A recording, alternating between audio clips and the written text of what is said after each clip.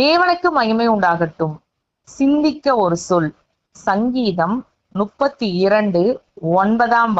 வாரினாலும் கடிவாளத்தினாலும் வாய் கட்டப்பட்டால் ஒழிய உன் கிட்டே சேராத புத்தியில்லா குதிரையை போலவும் கோவேறு கழுதையை போலவும் இருக்க வேண்டாம். நாம வாழ வேண்டிய வழிமுறைகளை அழகா கர்த்தர் நமக்கு வேதத்துல வகுத்து கொடுத்திருக்கிறார். நமக்கு அன்றாடம் தேவைப்படுகிற ஆலோசனைகளையும் வேத வசனங்களின் மூலமாக நமக்கு வெளிப்படுத்துறார். தம்முடைய ஊழியர்கள் மூலமாகவோ அல்லது பல்வேறு வழிகளிலோ கர்த்தர் நம்மோடு கூட பேசுவார். இது எதுக்குமே நான் செவி கொடுக்க மாட்டேன், என் வாழ்க்கை, என் இஷ்டம், என் முடிவு, என் உரிமை அப்படின்னு வீம்பு பேசுறவங்களுக்காக கர்த்தர் வேதத்துல இந்த வசனத்தை வைத்திருக்கிறார். குதிரையோ கழுதையோ எஜமானுடைய வார்த்தைக்கு கீழ்ப்படியாம வழி மாறி ஓடுறதா இருந்தா அத எஜமா எப்படி கடிவாளம் போட்டு திருப்புவாங்களோ அது மாதிரி ஆண்டருடைய சத்தத்துக்கு நாம கீழ்ப்படியாம நம்முடைய இஷ்டத்துக்கு வாழ்ந்தா கர்த்தர் ஏதாவது ஒரு சூழ்நிலையை அனுப்பி நம்மை